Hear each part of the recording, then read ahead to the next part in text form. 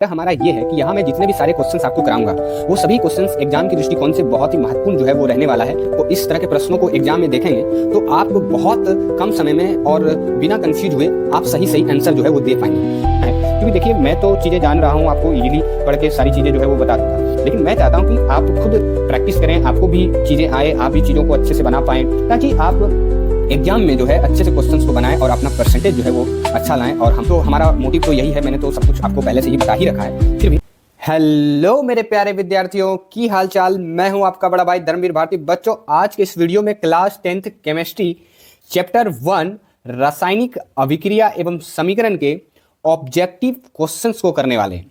जैसा कि आप सभी जान रहे हैं कि हमारे चैनल से आपको इस चैप्टर का थ्योरी लेक्चर मिल चुका है। अब मैं लेकर के आया हूं उसके ऑब्जेक्टिव, और बता दूं कि अगला जो वीडियो आएगा वहां मैं इसी चैप्टर के सब्जेक्टिव क्वेश्चंस को भी कराऊंगा। फिर मैं आप सबों के लिए नेक्स्ट चैप्टर जो है अम्ल क्षारक एवं लवण उसे लेकर के आऊंगा। तो चलिए बिना देर किए इस ऑब्जेक्टिव टेस्ट को शुरू करते हैं। तो प्रश्न में आगे बढ़ने से पहले प्यारे बच्चों, आप लोगों से एक हमारा आग्रह हमारा ये है कि यहाँ मैं जितने भी सारे क्वेश्चंस आपको कराऊंगा वो सभी क्वेश्चंस एग्जाम की दृष्टिकोण से बहुत ही महत्वपूर्ण जो है वो रहने वाला है। तो इसलिए सभी क्वेश्चंस का जवाब वीडियो रोक करके कोशिश करें कि आप पहले खुद दें, फिर वीडियो को पुनः शुरू करके आप चीज़ों को आगे देखें। इससे आपको फायदा ये होगा कि आप जब इस तरह के प्रश्नों को एग्जाम में देखेंगे तो आपको बहुत कम समय में और बिना कंफ्यूज हुए आप सही सही आंसर जो है वो दे पाएंगे। अब चलिए इस चैप्टर का रासायनिक अभिक्रिया एवं समीकरण का सबसे पहला प्रश्न आपके सामने है, आप देख सकते हैं। प्रश्न हमारा है कि रासायनिक अभिक्रिया में भाग लेने वाले पदार्थ को कहा जाता है। जैसा कि आपको मैंने लेक्चर में बता रखा है, यानी कि इसके थ्योरी सेक्शन में मैंने आपको बता रखा है कि रासायनिक अभिक्रिया जो होता है वहाँ दो तरह की चीज़ें होती है, एक अभिकारक होता है, दूसरा उत्पाद होता है। तो जो अभिक्रिया में भाग लेता है उसे हम लोग अभिकारक जो भाग लेने के बाद जो नया पदार्थ बनता है उसे हम लोग उत्पाद कहते हैं। और इस हिसाब से इसका जो सही जवाब होगा वो आपका ऑप्शन ए होगा, अभिकारक। अब चलिए और बढ़ते हैं, और हमारा अगला प्रश्न है कि जब मैग्नीशियम फीता को जलाया जाता है तो उत्पन्न आग की लो होती है। जैसा कि आप अपने एनसीईआरटी किताब में देखेंगे तो इस चैप्टर में एक क्रियाकलाप है जिसको मैंने आपको थ्योरी में पढ़ाया भी था, बताया भी था कि जब आप मैग्नीशियम फीता को जलाते हैं तो उसमें एक आग निकलती है। उस आग का लो जो होता है ना वो काफ़ी चमकीले उजले कलर का निकलता है। तो उसी कलर के बारे में पूछा जा रहा है, और इसका जो सही जवाब होगा, आप अब सही समझ पा रहे होंगे, चमकीला उजला। तो इसका जो सही जवाब होगा वो ऑप्शन सी होगा। अब चलिए नेक्स्ट प्रश्न की ओर बढ़ते हैं, और हमारा अगला प्रश्न है कि निम्नलिखित में से कौन सा उत्पाद लेड नाइट्रेट को गर्म करने पर प्राप्त होता है। तो सबसे पहले मैं आप लोगों को बता दूं कि लेड नाइट्रेट जो है उसको गर्म करने पर कौन सा उत्पाद जो है वो प्राप्त होता है। तो सबसे पहले मैं आपको बता दूं कि मैंने आपको रासायनिक अभिक्रिया के दौरान हुए परिवर्तनों में जब गैसों का निकलना वाले परिवर्तन को जब मैं बता रहा था तो तो आपने देखा होगा कि PbNO3 हॉल 2 ये आपका जो है लेड नाइट्रेट का फॉर्मूला होता है।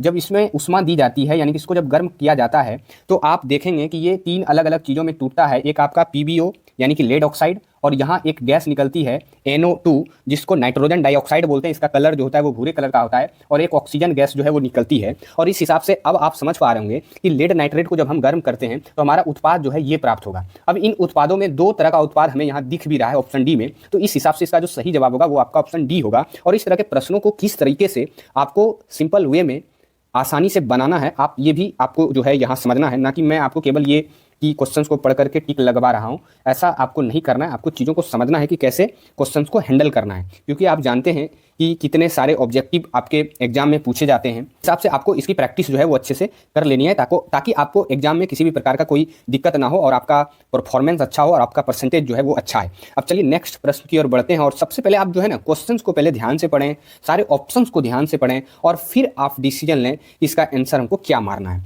अब चलिए नेक्स्ट जो प्रश्न हमारा है वो है फेरस सल्फेट क्रिस्टल का रंग होता है। फेरस सल्फेट यानी कि आयरन सल्फेट के बारे में पूछा जा रहा है। इसका जो एक क्रिस्टल होता है उसका कलर कैसा होता है, तो मैं आप लोगों को हल्के हरे रंग का होता है, और इसका जो सही जवाब होगा वो आपका ऑप्शन बी होगा, हरा।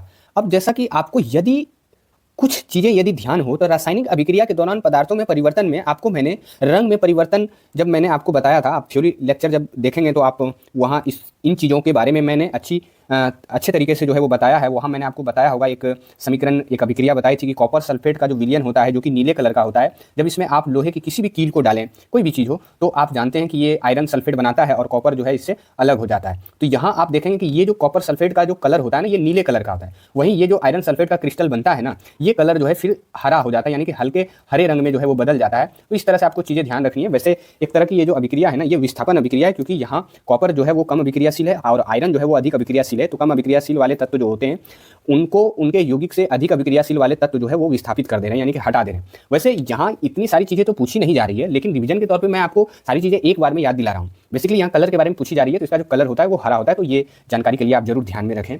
अब चलिए हम नेक्स्ट प्रश्न की ओर बढ़ते हैं और हमारा अगला प्रश्न है कि नाइट्रोजन डाइऑक्साइड के धुएं का रंग होता है। तो अभी तुरंत आपको मैंने बताया था कि लेड नाइट्रेट को जब हम गर्म करते हैं तो लेड ऑक्साइड और नाइट्रोजन डाइऑक्साइड एक गैस जो है वो बनती है और उस गैस का कलर जो होता है वो भूरे कलर का होता है। तो इसे हम आसानी से समझ पाते हैं कि ये नाइट्रोजन डाइऑक्साइड गैस है। तो इसका जो सही जवाब होगा प्यारे बच्चों वो ऑप्शन ए होगा। अब चलिए नेक्स्ट प्रश्न की ओर बढ़ते हैं और अगले प्रश्न में भी आपको इसी तरीके से जो है पहले आपको खुद क्वेश्चंस को बनाना है, क्योंकि देखिए मैं तो चीज़ें जान रहा हूँ, आपको इजीली पढ़ के सारी चीज़ें जो है वो बता दूंगा, लेकिन मैं चाहता हूँ कि आप खुद प्रैक्टिस करें, आपको भी चीज़ें आए, आप भी चीज़ों को अच्छे से बना पाएँ, ताकि आप एग्जाम में जो है अच्छे से क्वेश्चंस को बनाएं और अपना परसेंटेज जो है वो अच्छा लाएं। और हमारे चैनल को तभी तो सपोर्ट मिलेगा जब आपको यहाँ से बहुत सारी चीज़ें फ़ायदा होंगी। तो हमारा मोटिव तो यही है, मैंने तो सब कुछ आपको पहले से ही बता ही रखा है, फिर भी आप चीज़ों को मैं दोबारा बोल के आपको चीज़ें याद दिलाता रहूँगा। अब चलिए हमारा जो अगला प्रश्न है वो है निम्नलिखित में से कौन सा बुझा हुआ चूना है। अब देखिए यहाँ बुझा हुआ चूना के बारे में पूछा जा रहा है। तो सबसे पहले प्यारे बच्चों आप कुछ चीज़ें ध्यान रखें तो ज़्यादा अच्छा रहेगा। एक CaO होता है, जैसा कि आप ऑप्शन में देख पा रहे होंगे। ये CaO जो है ये चूना है, इसका साधारण नाम जो है चूना है, इसी को कली चूना भी बोलते हैं। और रासायनिक नाम की बात करें तो इसी का रासायनिक नाम है कैल्शियम ऑक्साइड। अब जब आप इसको जल में मिलाएंगे तो ये जो है CaOH2 बनाता है और ये जो CaOH2 है इसको साधारण वे में ही बुझा हुआ चूना कहा जाता है, क्योंकि ये चूने का पानी है, इसे चूने का पानी भी बोलते हैं। लेकिन इसका जो रासायनिक नाम हो जाता है वो कैल्शियम हाइड्रोक्साइड हो जाता है। और यहाँ तो सिंपल पूछा रहा है कि कौन सा बुझा हुआ चूना है, तो बुझा हुआ चूना जो है वो यही है, ऑप्शन बी CaOH2। तो प्यारे बच्चों आपको चीज़ें कन्फ्यूज नहीं होने, अच्छे से ध्यान रखना है कि ये बुझा हुआ चूना है, ये बिना बुझा हुआ चूना है, इसे चूने का पानी बोलते हैं और इसको सिर्फ चूना बोल देते हैं। इसका रासायनिक नाम कैल्शियम ऑक्साइड है। और यहाँ आप ऑप्शन सी में ये जो CaCO3 देख पा रहे हैं इसी को संगमरमर बोलते हैं और इसका रासायनिक नाम कैल्शियम कार्बोनेट होता है। तो ये भी आप जरूर ध्यान रखें, क्योंकि इस तरह के प्रश्न जो हैं आपके एग्जाम में खास करके बिहार बोर्ड वाले में बहुत अधिक जो है वो पूछा जाता है। अब चलिए नेक्स्ट प्रश्न की ओर बढ़ते हैं और हमारा अगला जो प्रश्न है वो है जब सोडियम हाइड्रोक्साइड जो कि एक क्षारक है जिंक से अभिक्रिया करता है तो कौन सा उत्पाद बनाता है। प्यारे बच्चों मैं यदि आपको बताऊं ना तो ये प्रश्न इस चैप्टर का नहीं है, लेकिन मैं फिर भी आपको इसको अच्छे से बताऊंगा, क्योंकि ये प्रश्न जो है ना मुझे लग रहा है कि ये अम्ल क्षारक और लवण का भी है और ये धातु अधातु का भी है, क्योंकि यहाँ आप देख सकते हैं एक क्षारक है और एक धातु है। तो क्षारक को जब भी धातु के साथ हम लोग अभिक्रिया कराते हैं रासायनिक गुण में, जब आपको मैं पढ़ाऊंगा तो जरूर बताऊंगा, तो वहाँ आप देखेंगे कि एक हाइड्रोजन गैस जो है इस अभिक्रिया के दौरान निकलती है, जो कि आप सारे ऑप्शंस में देख पा रहे होंगे। लेकिन यहाँ ये जो सोडियम जिंकेट एक चीज़ बनाता है जो कि केवल इसी में दिख रहा है, ये सोडियम जिंकेट है और प्लस हाइड्रोजन गैस है, और इस हिसाब से इसका जो सही जवाब होगा वो आपका ऑप्शन बी होगा। आप कंफ्यूज ना हो और आप चीज़ों को अच्छे से देख करके बनाएं। वैसे मैं यदि आपको बताऊं तो यहाँ हमारे जो टाइपिंग महोदय हैं, टाइपिस्ट मास्टर जी हैं, उन्होंने कुछ गलतियां जो है वो कर रखी है, क्योंकि आप देख सकते हैं ऑप्शन बी और ऑप्शन डी दोनों बिल्कुल सेम विकल्प जो है हमें दिख पा रहा है। तो इस हिसाब से यहाँ तो ये दोनों तो नहीं होगा, तो एक में मैं क्या करता हूँ, आप यहाँ मान के चलें कि इसमें ये 2 जो है वो है ही नहीं, तो इस हिसाब से हमारा ये विकल्प जो है वो सही हो जाएगा। तो माफ़ कीजिएगा, मैं टाइपिंग महोदय से ज़रूर आग्रह करूंगा कि इससे बच्चों को दिक्कतें आती है और हमें भी बताने में दिक्कतें आती हैं। आप शुद्धिकरण का ज़रूर ध्यान रखें, आपको जो भी टाइपिंग करने दिया जाता है आप उसको अच्छे से करें। अब चलिए हम लोग नेक्स्ट प्रश्न की ओर बढ़ते हैं और हमारा अगला प्रश्न है समीकरण हमारे पास दिया गया है जो कि कैल्शियम कार्बोनेट है और फिर यहाँ कैल्शियम ऑक्साइड है और फिर ये कार्बन डाइऑक्साइड है, किस प्रकार का समीकरण है। यानी कि ये जो आपके पास समीकरण दिया गया है पूछा जा रहा है कौन सा समीकरण है। जैसा कि आप रासायनिक अभिक्रिया के ये प्रकार से प्रश्न हैं, तो मैं आपको बता दूं कि ये जो समीकरण है वो बेसिकली वियोजन जिसे अपघटन भी कहा जाता है, क्योंकि इसका मतलब होता है वियोजन या अपघटन अभिक्रिया उस तरह के अभिक्रिया को बोलते हैं जहां अभिकारक जो है ना वो एक ही होता है, लेकिन उत्पाद जो होता है वो एक से अधिक होता है। इस हिसाब से इसका जो सही जवाब होगा वो आपका ऑप्शन ए होगा।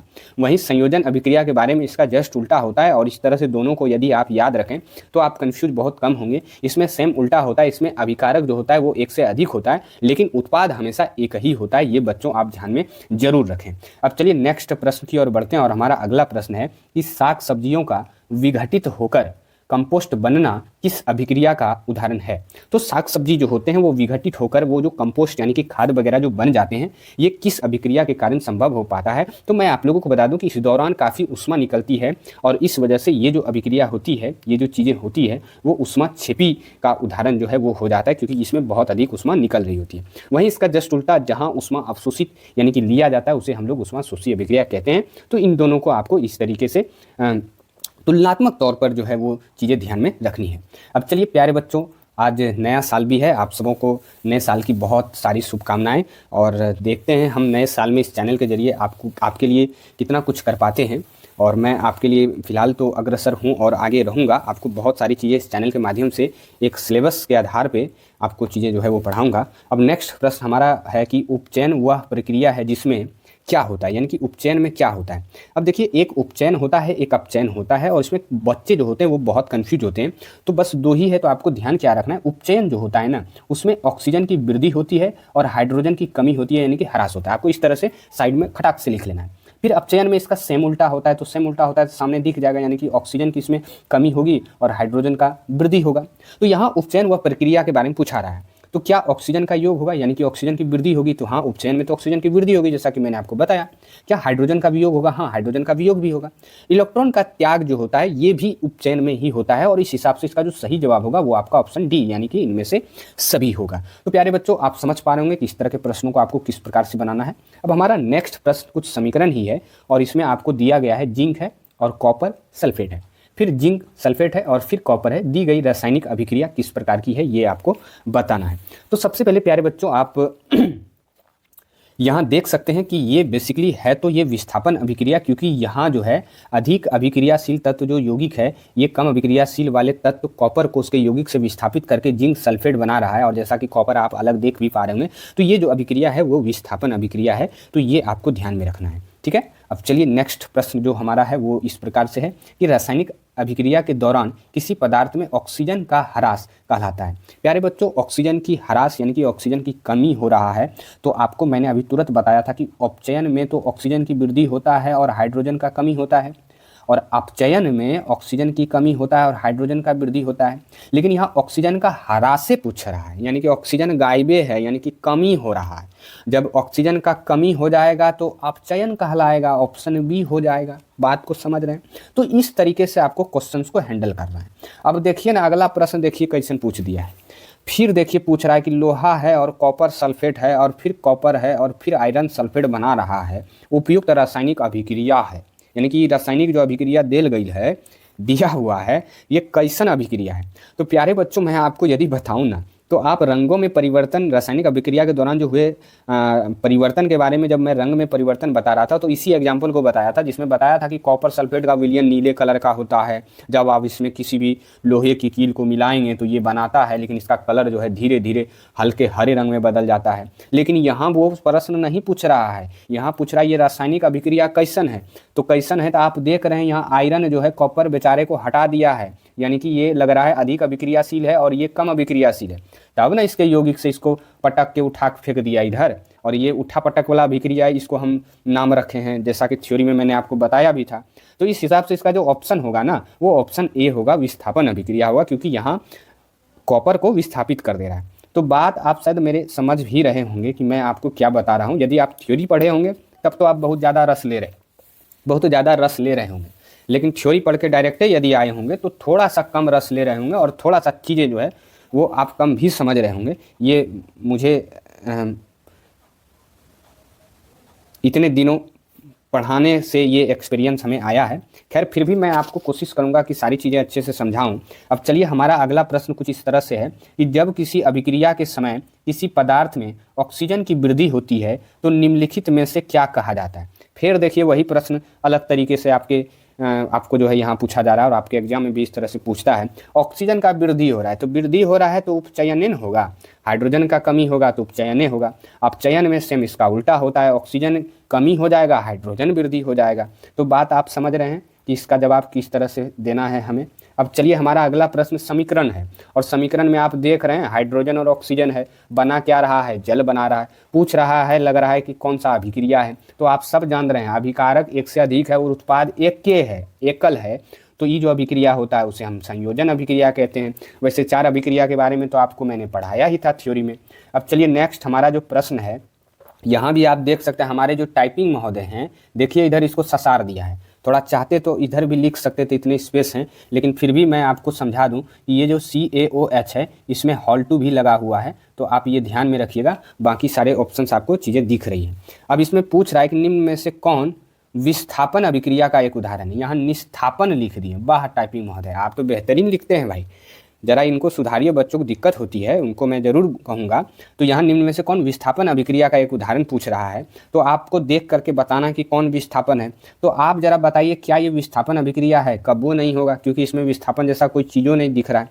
क्या ये विस्थापन अभिक्रिया है, बिल्कुल नहीं है, इसमें भी कुछ नहीं दिख रहा है। लेकिन हाँ ये देखो, ये जो आपको लोहा और कॉपर सल्फेट दिख रहा होगा, यहाँ आप देख सकते हैं आयरन सल्फेट, अब बेचारा कॉपर अलग है, वही उठा पटक वाला चीज़ें चल रही है। और इस हिसाब से इसका जो सही जवाब होगा वो आपका ऑप्शन सी होगा। तो समझ रहे हैं आप कि इनका प्रश्न किस प्रकार से बनाना था। अब यहाँ रहा है निम्नलिखित में कौन समीकरण असंतुलित है, वाह नए टाइप का प्रश्न है। तो चलिए बताते हैं कि असंतुलित रासायनिक समीकरण इसमें से कौन सा है। तो सबसे पहले हम ये बताने से पहले ये तो जान ले भाई संतुलित और असंतुलित होता क्या है। तो देखिए समीकरण दो ये तरह का होता है, एक संतुलित होता है, एक असंतुलित होता है। संतुलित क्या बोलेंगे, तो जो समीकरण में अभिकारक के तरफ जो तत्वों में जो परमाणु की संख्या होगी और उत्पाद में जो तत्वों में परमाणु की संख्या होगी, यदि आपस में बराबर हो तो वो संतुलित हो जाएगा, और आपस में बराबर ना हो तो वो असंतुलित हो जाएगा। और यहाँ कुछ असंतुलित के बारे में पूछ रहा है, तो आइए चेक करना पड़ेगा। इस तरह के प्रश्नों को आप डायरेक्ट हिट नहीं कर सकते, आप तरीके से चेक करके छांट करके आपको बनाना है। और कैसे बनाना है आइए हम आपको सिखाते हैं। अब पहले ऑप्शन पे पहले आ जाते हैं। आप देख सकते हैं ये आपका अभिकारक है और ये आपका उत्पाद है इस समीकरण में। अब देखिए यहाँ हाइड्रोजन 2 है, इधर भी हाइड्रोजन 2 है, ठीक है, इधर क्लोरीन 2 है, इधर भी क्लोरीन 2 है। तो दोनों तरफ यानी कि अभिकारक और उत्पाद दोनों तरफ तत्वों में जो परमाणु की संख्या है वो तो बराबर है, बराबर है तो इसे संतुलित है। पूछ रहा है असंतुलित, तो ये तो कभी होगा नहीं। वहीं दूसरे ऑप्शन में आए तो यहाँ हाइड्रोजन 2 दूनी 4 है, इन 9 देख रहे हैं, उत्पादों में 2 दूनी 4 है। वहीं ऑक्सीजन 2 है, यहाँ भी ऑक्सीजन देख रहे हैं, यहाँ आगे है तो यहाँ भी 2 है। तो इसका मतलब ये भी समीकरण में अभिकारक और उत्पाद दोनों तरफ तत्वों में जो परमाणु संख्या है वो तो बराबर है, तो इसका मतलब ये भी संतुलित है, तो ये भी ऑप्शन होगा नहीं। वहीं ऑप्शन सी पे आए तो यहाँ आप देख सकते हैं अभिकारक में पोटेशियम 2 है, इधर भी उत्पाद में पोटेशियम 2 है, इधर क्लोरीन 2 है, इधर भी क्लोरीन 2 है। ऑक्सीजन यहाँ 2 दूनी 4 है, यहाँ ऑक्सीजन 3 दूनी 6 है, आगे माए यहाँ तो 3 दूनी 6 है। तो इसका मतलब यहाँ अभिकारक और उत्पाद दोनों तरफ तत्वों में परमाणु की संख्या बराबर नहीं है। इसका मतलब यदि तत्वों में परमाणु की संख्या बराबर नहीं है तो ये समीकरण क्या है, असंतुलित है। पूछ भी रहा है असंतुलित, तो ऑप्शन सी टिक मार देंगे, ठीक है, डायरेक्ट। इसमें अब आगे हमको जाने के लिए चेक करने की जरूरत है नहीं। समीकरण आपका असंतुलित होगा तो ये भी होगा नहीं, तो अब वैसे आपको आगे जाना नहीं, यदि ये संतुलित है तो ये पक्का असंतुलित ही होगा, ठीक है। तो ये आप ध्यान में रखिए। तो इसका जो सही जवाब होगा वो आपका ऑप्शन सी होगा। अब चलिए नेक्स्ट प्रश्न की ओर बढ़ते हैं, और हमारा अगला प्रश्न है कि निम्नलिखित में कौन उपचायक है। आगे माए ये उपचायक पूछ रहा है, ये उपचायक तो अलगे टाइप का तरह क्वेश्चन जो है वो होता है, और इसका जो है सही जवाब जो होगा ना वो बेसिकली ऑप्शन डी होगा, हाइड्रोजन सल्फाइड। ये आप डायरेक्ट ध्यान रखिएगा कि यही उपचायक होता है। अब चलिए नेक्स्ट प्रश्न की ओर बढ़ते हैं, और हमारा अगला प्रश्न है शोषण किस प्रकार की रासायनिक अभिक्रिया है। तो आप यदि शोषण का समीकरण देखेंगे ना तो उसमें देखिएगा कि ऊष्मा बहुत निकलती है, तो ऊष्मा जिसमें निकलेगा तो ऊष्मा छेपी हो जाएगा। तो इसलिए ये जो अभिक्रिया होती है ये ऑप्शन बी यानी कि ऊष्मा छेपी होगी, तो डायरेक्टे मार देंगे, काहे लो उतना दिमाग लगाएंगे। अब चलिए नेक्स्ट प्रश्न की ओर बढ़ते हैं, और हमारा अगला जो प्रश्न है वो ये है कि वह अभिक्रिया जिसमें आयनों का आदान प्रदान होता है कहलाती है। तो आयनों का आदान प्रदान तो एक के में बताए थे आपको, जो द्विविस्थापन अभिक्रिया होती है। तो इसका जो सही जवाब होगा वो आपका ऑप्शन बी हो जाएगा, द्विविस्थापन अभिक्रिया में आयनों का आदान प्रदान होता है, और इसमें 2 बार तत्वें जो है अदला बदली होती है। तो इसलिए इसको आपको बताए भी थे कि इसको किस तरीके से आपको याद रखना है। अब चलिए एक अलग तरह का प्रश्न हमारे पास सामने आया है कि एथिल अल्कोहल का व्यापारिक उत्पादन किस रासायनिक क्रिया द्वारा किया जाता है। एथिल अल्कोहल यानी कि एक जो शराब है ना, वो बेचने के लिए जो पूरा बना रहा है आजकल लोग, वो कौन विधि द्वारा बनाया जाता है? तो साइंस में एक विधि होता है किण्वन, जिसके जरिए इस तरह के अल्कोहल को बनाया जाता है, उसको बोलते हैं किण्वन, जिसका अंग्रेजी में फर्मेंटेशन भी बोला जाता है। तो इसको ध्यान रखिएगा, डायरेक्ट ऑप्शन सी किण्वन। अब चलिए नेक्स्ट प्रश्न हमारा है कि अभिक्रिया Fe2O3 और यहाँ एल्युमिनियम है और Al2O3 और Fe किस प्रकार की अभिक्रिया है? तो ये देख रहे हैं उठा पटक वाला मामला है। अबरी लोहा को बड़ा बढ़िया पहलवान एल्युमिनियम मिला है, ये बहुत कॉपर को पटका है, आज इसको कोई पटकने वाला मिला है और आप देख सकते हैं इसको पटक के अलग किया है। कौन किया है? तो एल्युमिनियम किया है। और ये कौन अभिक्रिया है? तो आप एकदम अब समझ गए होंगे, ये विस्थापन अभिक्रिया का है ये जो है। तो इसका जो सही जवाब होगा वो ऑप्शन सी होगा। अब चलिए नेक्स्ट प्रश्न की ओर बढ़ते हैं और हमारा अगला प्रश्न है अभिक्रिया CuO यानी कि कॉपर का ऑक्साइड है और फिर हाइड्रोजन है और फिर कॉपर है फिर जल है, किस प्रकार की अभिक्रिया है? तो अब इस तरह के समीकरण में हमको तो भाई ध्यान देना पड़ेगा कि भाई कौन सा अभिक्रिया है। तो आप सबसे पहले देखें कि यहाँ आप देख सकते हैं ये कॉपर है और यहाँ कॉपर का ऑक्साइड है और यहाँ अकेले कॉपर है, यानी कि ऑक्सीजन की कमी हो गया, यानी कि ऑक्सीजन गायब है। और जब ऑक्सीजन की कमी हो तो हम ओकरा अपचयन बोलते हैं। आप ये भली भांति जानते हैं, शुरू से पीछे से ही आपको बताते आ रहे हैं। और ये जो अभिक्रिया है वो बिल्कुल अपचयन ही है। तो इसका जो सही जवाब होगा वो आपका ऑप्शन ए होगा। अब चलिए नेक्स्ट प्रश्न की ओर बढ़ते हैं और हमारा अगला प्रश्न है ABCD ADCB अभिक्रिया का नाम बताइए। तो देखिए, अब देखिए यहाँ ए जो है ना, ये आप देख सकते हैं डी के साथ बैठ गया, बी जो है यहाँ सी के साथ बैठ गया है। आप इधर भी देखिए ये डी के साथ बैठ गया है और सी देखिए आप बी के साथ बैठ गया। तो ये डबल बार अदला बदली कर दिया और डबल बार अदला बदली होता है तो आयनों का आदान प्रदान वाला अभिक्रिया है, यानी कि द्विविस्थापन है। और द्विविस्थापन में हम देख रहे हैं कि यहाँ ऑप्शन ओ है, यानी कि टाइपिंग महोदय ने जरूर यहाँ कुछ गड़बड़ किया है और ये परेशानी हमको भी हो रहा है और हमारे बच्चों को भी हो रहा है। तो इसका जो सही जवाब होगा ना, वो मैं एक ऑप्शन को सही करता हूँ और मैं इससे ही करता हूँ क्योंकि मुझे लग रहा है यहीं कुछ गड़बड़ी होगी। इसका जो सही जवाब होगा वो मैं यहाँ ऑप्शन सी में द्विविस्थापन जो है वो कर देता हूँ। तो ये आपको ध्यान में रखना है। अब चलिए नेक्स्ट प्रश्न की ओर बढ़ते हैं और हमारा अगला प्रश्न है जल के एक अणु में हाइड्रोजन एवं ऑक्सीजन के परमाणुओं की संख्या का अनुपात क्या है? ये तो आप डायरेक्ट याद रखें 2:1 होता है, ये बिल्कुल इजी क्वेश्चन है। अब चलिए नेक्स्ट प्रश्न की ओर बढ़ते हैं और हमारा अगला प्रश्न है कि सिल्वर आयोडाइड का रंग कैसा होता है? तो सिल्वर आयोडाइड का रंग कैसा होता है? कैसा होगा? पीला होगा। और कैसा होगा? ऑप्शन बी हो जाएगा। अब चलिए नेक्स्ट प्रश्न जो हमारा है वो है सिल्वर क्लोराइड का रंग कैसा होता है? मैंने कलरे हम जानते हैं ना जी, देखिए ना कौन कौन कलर वाला प्रश्न पूछते रहता है बच्चों को परेशान करने के लिए। कुछ ऐसा प्रश्न पूछिए देख हम दिमाग लगे, डायरेक्ट याद करने वाला प्रश्न पूछ रहे हैं। देखिए बच्चों, सिल्वर क्लोराइड का रंग ध्यान रखिएगा श्वेत होता है, यानी सफ़ेद होता है। और सिल्वर आयोडाइड का जो पीछे देखें उसका कलर पीला होता है, कन्फ्यूज ना होइएगा। खाली बोर्ड वाला इस तरह प्रश्न हमारे बच्चों को कन्फ्यूज करने के लिए देता है। साधारण प्रश्न नहीं पूछ सकते, कन्फ्यूजन वाला खाली पूछते हैं। बताइए। अब चलिए नेक्स्ट प्रश्न हमारा है कि निम्न में कौन ऑक्सीकरण की क्रिया नहीं है?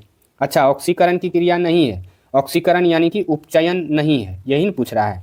तो अच्छा देखते हैं, तो उपचयन किसको बोलते हैं? जिसमें ऑक्सीजन की वृद्धि हो हाइड्रोजन का कमी हो। तो हमको देखना पड़ेगा कि केकरा में ऑक्सीजन का वृद्धि और हाइड्रोजन का कमी दोनों में से एगो कोनो होता हो। तो बच्चों मैं आपको बताऊं ना, तो ये जो भोजन का पचना है ना, ये आपका ऑक्सीकरण की क्रिया नहीं है, ये आप ध्यान में रखिएगा। बाकी इस तरह में इन सबों में ऑक्सीजन का होना जरूरी है, यानी कि ऑक्सीजन की वृद्धि होता है। क्योंकि आप किसी चीज़ को जलाइएगा तो बिना ऑक्सीजन का तो जलेगा ना। सांस ले रहे हैं तो ऑक्सीजन तो पूरा ले रहे हैं आप, क्षेपण आप थोड़ा भी आप कन्फ्यूज हो जाइएगा तो आप जानिए कि इसमें भी ऑक्सीजन की चीज़ें जो है वो वृद्धि होती ही है। अब चलिए नेक्स्ट प्रश्न जो हमारा है वो है सोडियम सल्फेट है और बेरियम क्लोराइड है, फिर बेरियम सल्फेट है, सोडियम क्लोराइड है, किस प्रकार की अभिक्रिया है? तो ये डबल डिस्प्लेसमेंट टाइप का लग रहा है, क्योंकि आप देख रहे हैं सोडियम क्लोराइड यहाँ इस तरह से बना रहा है। तो ये जो अभिक्रिया है ये तो है द्विविस्थापन अभिक्रिया, लेकिन है देखिए हमारे टाइपिंग महोदय ने तो हदे कर दिया। बताइए, यहाँ भी ऑप्शन नहीं दिख रहा है। संयोजन अभिक्रिया तो कभी होगा, कहियो नहीं होगा। वियोजन अभिक्रिया तो नहीं होगा। भोजन का पचना ये कोई मतलब ही नहीं बन रहा है इसका। बताइए, भोजन का पचना यहाँ घुसेड़ दे रहा है। यहाँ मैं कर देता हूँ द्विविस्थापन। क्या हो जाएगा? द्विविस्थापन। तो इसका जो सही जवाब होगा वो आपका ऑप्शन सी द्विविस्थापन। ये प्यारे बच्चों ध्यान में रखिएगा। निम्न में कौन अवकारक है? यहाँ अवकारक नहीं होगा, यहाँ ऑक्सीकारक होगा, ऑक्सीकारक। और इस हिसाब से इसका जो सही जवाब होगा वो आपका ऑप्शन सी होगा, क्योंकि ऑक्सीजन ही है जो ऑक्सीकारक के तौर पे जो है इसको देखा जाता है, यानी कि इसको हम लोग जानते हैं। तो इसका जो सही जवाब होगा वो आपका ऑप्शन सी होगा। अब चलिए नेक्स्ट प्रश्न की ओर बढ़ते हैं और हमारा अगला प्रश्न है नीचे दी गई अभिक्रिया में कौन सा कथन सही है? तो यहाँ आप देख सकते हैं ये जो अभिक्रिया है, यानी कि कॉपर में ऑक्सीजन जुड़ा और कॉपर ऑक्साइड बना रहा है। तो कॉपर का क्या ऑक्सीकरण हुआ तो जैसा कि आप सभी जानते हैं कि ऑक्सीकरण किसको कहते हैं, जब ऑक्सीजन जुड़ती है, तो इस हिसाब से इसका जो सही जवाब होगा वो आपका ऑप्शन ए ही होगा, यानी कि कॉपर का ऑक्सीकरण हुआ। अब चलिए नेक्स्ट प्रश्न की ओर बढ़ते हैं और हमारा अगला प्रश्न है कि शोषण का अंतिम उत्पाद क्या है। तो मैं आप लोगों को बता दूं कि शोषण का जो अंतिम उत्पाद होता है वो कार्बन डाइऑक्साइड होता है, जल होता है और साथ साथ ऊर्जा भी होती है। तो इसका जो सही जवाब होगा वो आपका ऑप्शन डी होगा। अब चलिए नेक्स्ट प्रश्न की ओर बढ़ते हैं और हमारा अगला प्रश्न है कि निम्नलिखित में से कौन सही है। तो निम्नलिखित में से आपको बताना है कि इसमें से कौन सही है। देखिए, ये दरअसल मैं आपको बताऊं तो ये एक धोवन सोडा है, जिसे धोबिया सोडा भी बोलते हैं, और उसी में से एक फार्मूला जो है यहाँ इस ऑप्शन में आपको मैच खाएगा। वैसे ये सवाल जो है अगले चैप्टर के ही हैं, फिर भी यहाँ जो है वो ये सवाल जो है वो आ गए हैं। तो मैं आपको बता देता हूँ कि इसका जो सही जवाब होगा वो आपका Na2CO3 × 10H2O, यानी कि सोडियम कार्बोनेट डेकाहाइड्रेट, इस तरह से इसको हम लोग जो है वो पढ़ते हैं। और इसका जो सही जवाब होगा वो आपका ऑप्शन बी होगा। तो आप इसे ध्यान रख सकते हैं। वैसे ये प्रश्न जो है फिर आपको आगे जो है देखने को मिल सकते हैं अगले चैप्टर में। फिर हमारा अगला प्रश्न है कि निम्नलिखित में से कौन समीकरण संतुलित है। तो जैसा कि आप सभी जानते हैं कि संतुलित और असंतुलित रासायनिक समीकरण किसे बोलते हैं, यहाँ संतुलित के बारे में पूछा जा रहा है। तो हमें अभिकारक और उत्पाद दोनों तरफ तत्वों की परमाणुओं की संख्या जो है वो चेक करनी पड़ेगी। तो जैसा कि आप अभिकारक की तरफ यदि मैग्नीशियम को पाएँ तो 1, और मैग्नीशियम इधर 1, ऑक्सीजन इधर 2, लेकिन ऑक्सीजन इधर 1 है, तो ये असंतुलित है। और यहाँ संतुलित के बारे में जो है सवाल जो है वो पूछा गया है। वहीं ऑप्शन बी में देखें तो हाइड्रोजन इधर 2, हाइड्रोजन इधर 4, तो ये भी असंतुलित ही है। वहीं हम ऑप्शन सी पे आएँ तो आयरन हमारा इधर 1 है, आयरन हमारा इधर 1 है, फिर क्लोरीन इधर 2 है और इधर क्लोरीन 1 ही है, तो ये भी हमारा असंतुलित है।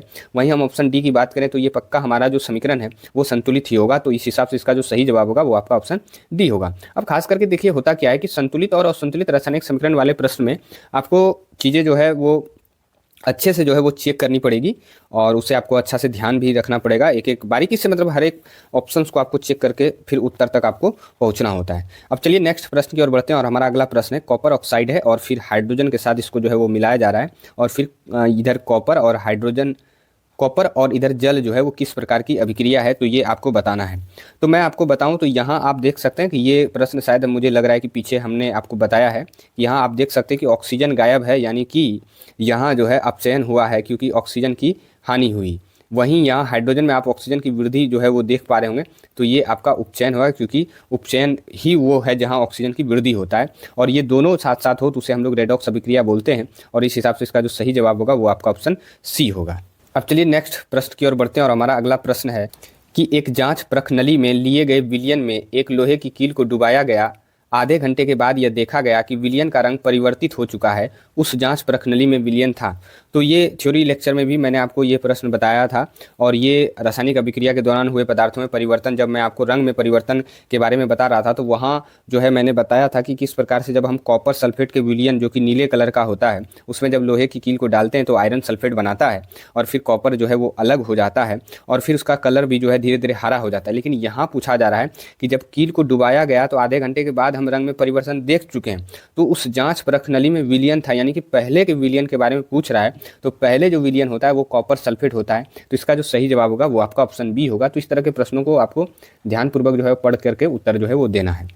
अब चलिए नेक्स्ट प्रश्न की ओर बढ़ते हैं और हमारा अगला प्रश्न है कि अभिक्रिया कैल्शियम ऑक्साइड है और फिर जल के साथ इसको मिलाया जा रहा है और फिर कैल्शियम हाइड्रोक्साइड जो कि चूने का पानी इसको हम लोग बोलते हैं, किस प्रकार की अभिक्रिया है। तो आप इसे आसानी से समझ सकते हैं कि उत्पाद आप देख पा रहे हैं एकल है और अभिकारक एक से अधिक है, तो ये आपका संयोजन अभिक्रिया जो है वो होगा। इस हिसाब से इसका जो सही जवाब होगा वो आपका ऑप्शन बी होगा। अब चलिए नेक्स्ट प्रश्न की ओर बढ़ते हैं और हमारा अगला प्रश्न है कि प्रकृति में ऑक्सीजन का संतुलन कैसे बना रहता है। तो मैं आप लोगों को बता दूं कि ये प्रकाश संश्लेषण के जरिए जो है वो बना रहता है, क्योंकि आप जानते हैं पेड़ पौधे जो हैं वो कार्बन डाइऑक्साइड को ग्रहण करते हैं और ऑक्सीजन को छोड़ते हैं, और हम लोग जो हैं ऑक्सीजन लेते हैं और कार्बन डाइऑक्साइड छोड़ते हैं। तो इस तरह से हम इंसानों और हमारे पेड़ पौधों में ये वीडियो आएगा आपका, वो सब्जेक्टिव टाइप के प्रश्नों पर आएगा। तो यदि ये छोटा सा प्रयास आप लोगों को अच्छा लगे तो आप हमारे चैनल को सब्सक्राइब और इस वीडियो को लाइक और शेयर जरूर करिएगा। धन्यवाद।